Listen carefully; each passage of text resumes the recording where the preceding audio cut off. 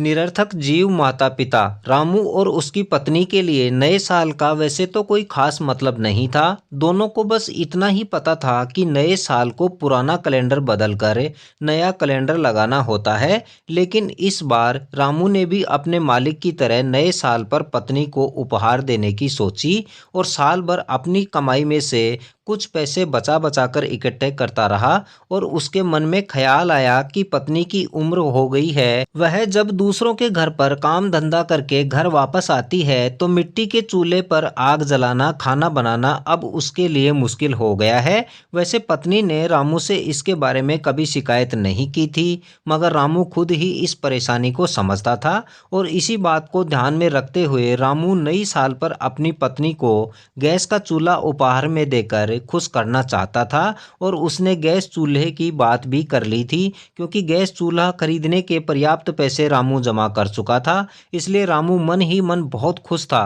और उधर उसकी पत्नी भी काम धंधा करने के बाद मीलों पैदल चलकर किराया बचा बचा कर अपने पति को सर्दी में मोटा गर्म कोट देने की सोच रही थी। पति पत्नी दोनों एक दूसरे को उपहार देने की सोचकर बहुत उत्सुक थे और बहुत खुश भी। पत्नी सोचती थी कि पति देर सवेर सर्दी में कपकपाता हुआ आता है और वह खुद के पैसे खर्च करके कभी भी गर्म कोट नहीं खरीदेगा। और धीरे धीरे पत्नी ने भी सर्दी के गर्म कोट के पैसे जमा कर लिए थे और वह बहुत खुश थी। उधर रामू के बेटे की बहू कई दिनों से अपने पति से नए साल पर गिफ्ट और होटल में खाना खाने की जिद कर रही थी, मगर रामू के बेटे ने अपनी पत्नी से साफ कह दिया कि वह बहुत मेहनत से पैसे कमाता है और इस प्रकार से पैसे कभी नहीं उड़ाएगा।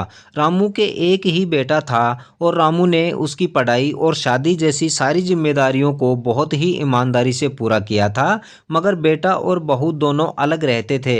रामू के बेटे के पास अच्छी नौकरी थी, उसके बच्चे अच्छी स्कूल में पढ़ते थे, मगर रामू का बेटा ना तो माता पिता का ख्याल रखता था और ना ही वह माता पिता के साथ रहता था और ना ही कभी उनकी रुपए पैसे में मदद करता था। मगर फिर भी रामू और उसकी पत्नी बहुत खुश थे कि उनका बेटा अपना जीवन अच्छे से गुजार रहा है। और रामू का बेटा कभी कभार अपने बच्चों सहित माता पिता से मिलने भी आता था। इस बार भी वह अपने बच्चों के साथ ही माता पिता से मिलने आया। तो रामू का बेटा अपने पिता से मिला तो पिता ने अपने बेटे को बड़ी खुशी से बताया कि वह इस बार नए साल पर उसकी मां को गैस वाला चूल्हा उपहार में देने वाला है, जिसके पैसे भी जमा कर लिए हैं। अब रामू का बेटा अपनी मां से मिलने गया तो मां ने भी बेटे को बड़े चाव से बताया कि वह इस बार उसके पिता को सर्दी वाला कोट उपहार में देने वाली है और कोट के पैसे भी उसने जमा कर लिए हैं। बस इतना सुनते ही रामू का बेटा मां के सामने रुआंसा होकर बैठ गया। मां ने कारण पूछा तो बेटे ने बताया कि उसे कई दिनों से पगार नहीं मिली है, जिसकी वजह से वह बच्चों को भी नहीं पढ़ा पा रहा है और भी कई मनगढ़ंत कहानियां बना डाली। तो माँ बाप से बेटे का यह दुख देखा नहीं गया और दोनों ने तुरंत ही अपनी अपनी जमा रकम बेटे के हाथों में रख दी और कहा, नहीं बेटा ऐसा मत करना, बच्चों को स्कूल में जरूर भेजना और कुछ पैसे अपने लिए भी खर्च कर लेना। फिर भी यदि पैसों की और जरूरत पड़े तो शर्माना मत, निसंकोच बता देना। बेटे के हाथ में तो पैसे आते ही बेटा मन ही मन बहुत खुश हो रहा था। और थोड़े ही दिन बाद नया साल आ गया और रामू के साथ उसकी पत्नी आज भी मिट्टी के चूल्हे में आग जलाकर हाथ ताप रहे थे तथा बेटा और बहू एक बड़े होटल में खाना खाकर अपना नया साल मना रहे थे। इसका कारण यह था कि खर्च होने वाले पैसे रामू और उसकी पत्नी की मेहनत के थे। उन पैसों की कीमत रामू और उसकी पत्नी ही जानते थे। बेटे को क्या पता था कि इन पैसों की कीमत क्या है। काश वह उन पैसों की कीमत जानकर अपने माता पिता की भावनाओं की कद्र कर पाता।